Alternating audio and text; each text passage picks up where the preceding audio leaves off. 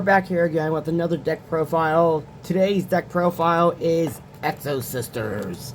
I want to give two thanks to two of my buddies who helped me make this deck.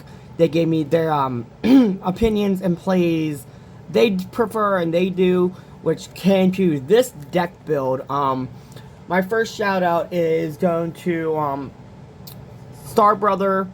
He has many different names. A lot of people that we know together know him as Star Brother, but he also goes as Machine King or Rowan. I know people from the Team DDD Discord know him. Then the other person is someone from my locals. I'm not going to give his name. I never give out names. But they both gave me opinions on this deck, on how they would play it, what their ratios would be, which led me to this build. This is a build of Exosisters that I haven't seen. I've never seen this build really anywhere. So it might be a little unconventional. I'll explain my reasonings when I get to the unconventional parts. For the most part, the deck is pretty basic. If you know Exosisters, it's a pretty basic deck. Ratios for the Exosister part of the build, pretty standard. Few things people would change here and there. So without further ado, let's go ahead and get into the deck profile.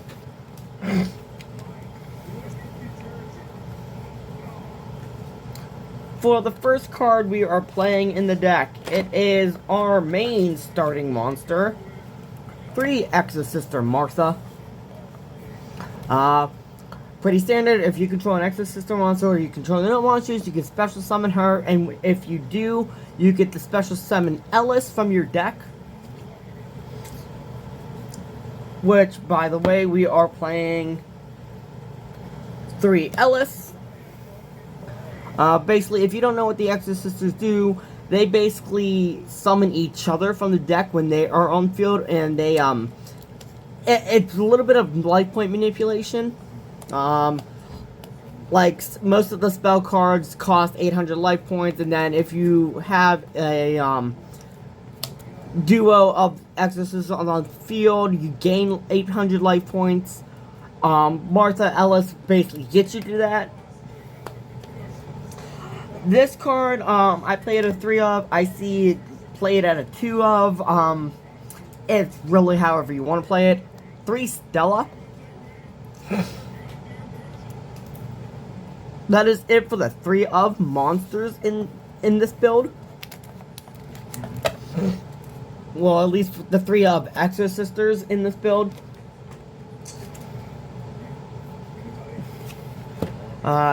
2 Sophia. 1 Irene. Sophia, that's pretty standard. I see a lot of people play her at a 1 of or a 2 of. I play 2 Sophia, 1 Irene. That is it for the Exosister monsters. Let's get into the spells that we play. Obviously, it's another starter. You're gonna play 3 Exosister packs. Our generic Exosister Searcher for the deck. 1 Cabrivium.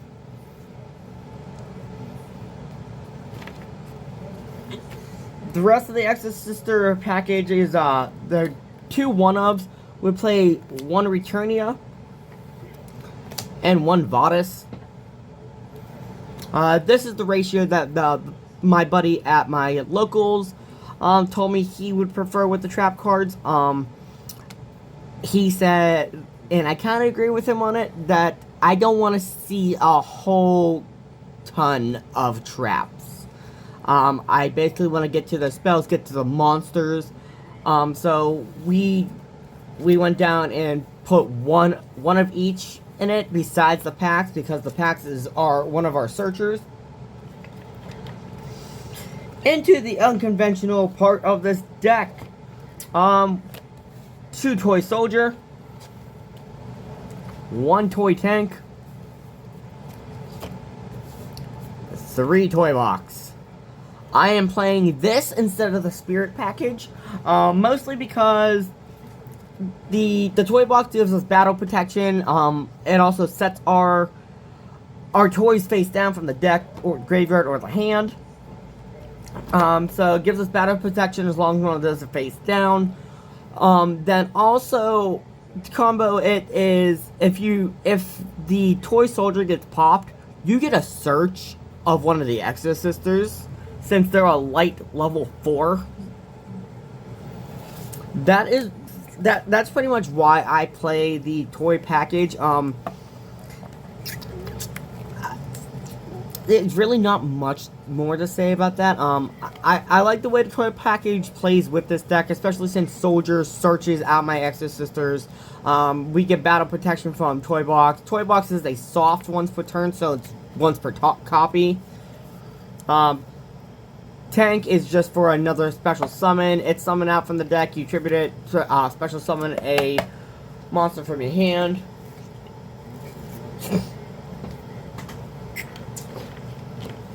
Next, for non-engine, we are playing 3 Ash Blossom.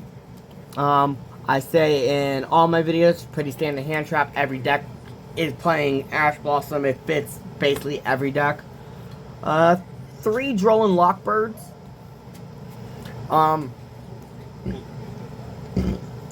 Excuse me. In my opinion, Drolin Lockbird is very slept on. In my opinion, in a lot of situations, it's better than Ash. Especially in the format today where everything is just searching. 3 Fuwalas. There's not really much to say about Fuwalas. If your opponent's special summoning from the extra deck or the main deck, you're drawing cards. Most of the time when you activate this card on your opponent's turn, they're going to end their turn, which just gives you a better chance to play.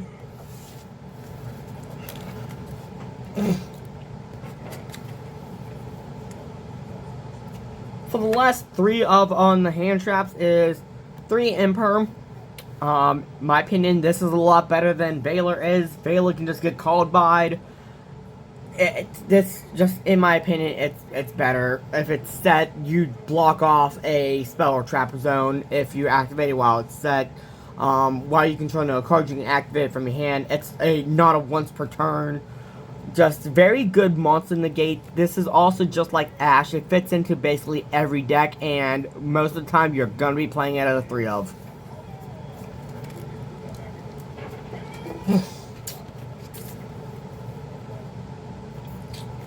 Finishing off the non-engine hand trap part, 2 DD Crow. We're playing this instead. We're playing this since Shifter's gone, and we can play this at a 3. I play it as a 2 of, mostly because stopping my opponent from adding things in that seemed more important to me. 1 Pot of Prosperity, since we play a lot of dupes in our extra deck, and then 1 Called by the Grave. Obviously, there's not really much to explain about Called by the Grave. It always seems to be glued to my hand in the worst situations. That is it for the main deck of this. Getting into the extra deck, which obviously extremely standard. 3 Michaelis, however you pronounce it. Obviously, most of the time I go into this first, just to be able to get me to Magnifica. So, 2 Michaelis. 3 Michaelis, I mean. 2 Jabreen.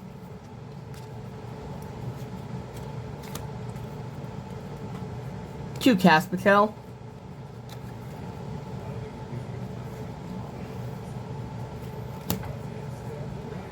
2 of the big girl herself, Magnifica. Then 1 Asophiel. This is what I played for my Exosister package in the extra deck. This seems to be what works for this deck. I've played this ratio for a few formats, and it just seems like this ratio works extremely well. basically, Exosisters also, Mechalus helps you recycle your spells and traps. Most, all the main deck, Exosisters, if a card is moved from the graveyard in any way, if you banish it, move to the deck, comes to the field, you can use that Exosister monster, summon any of your Exosisters in the extra deck, as long as you control what you need on the field while that card is moved from the graveyard. And then every Exosister has a quick effect themselves. You get to Magnifica, you get multiple attacks. Into the non-engine of the extra deck, we're playing one number 41 Baguska. Great card, especially for stall tactics. If you don't see what you really want or your turn gets stopped, just summon this, bring it in defense position. You get 2 turns. One number 41, one big boy, Zeus. It is an Xyz deck, so Zeus is a great card for this deck. We're playing one Link Monster, we're playing one SP Little Knight. One Aggregator. And then one Elder Entity Entis. I'm going to show you in the side deck why we play these 2 cards. This one's to stop Rise Heal. This one helps stop some plays in Blue Eyes, stop plays in a lot of decks that are out there. Entis is just an altogether good card to play. It can be played in basically most decks that can fit it. Onto the side deck that I have built here, and this is where my buddy the Machine King comes in, because he plays this main decking in his. We're playing 3 Bestials, 1 Baldrake, 1 Druid's Worm, 1 Magnemite. Gives us more graveyard manipulation, which will also trigger off our Exosisters, being able to let them Xyz summon. Magnemite and Magnemite itself just grab you either one of these. You got the non-target, non-destruction, and then you have a summon destruction.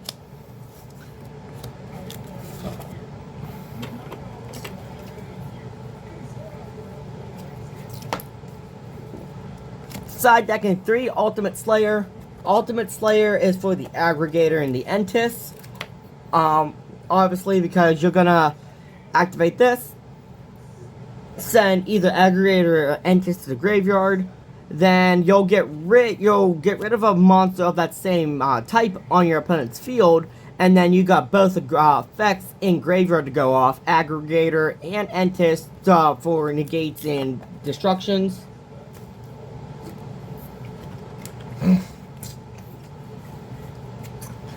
This is a spice card that me and my buddy at Locals like to play in a lot of decks. 3 Deck Lockdown.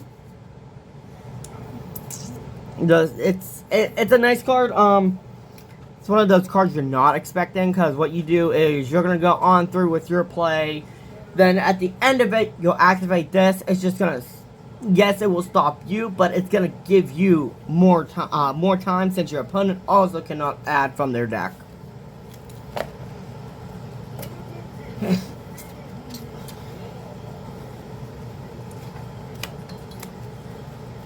Three-dimensional barrier. Dimensional barrier, there's not much to say about that. Stopping Z's plays, yes, it's gonna stop your deck, but get your play done out of the way first, just like with Deck Lockdown, then set that.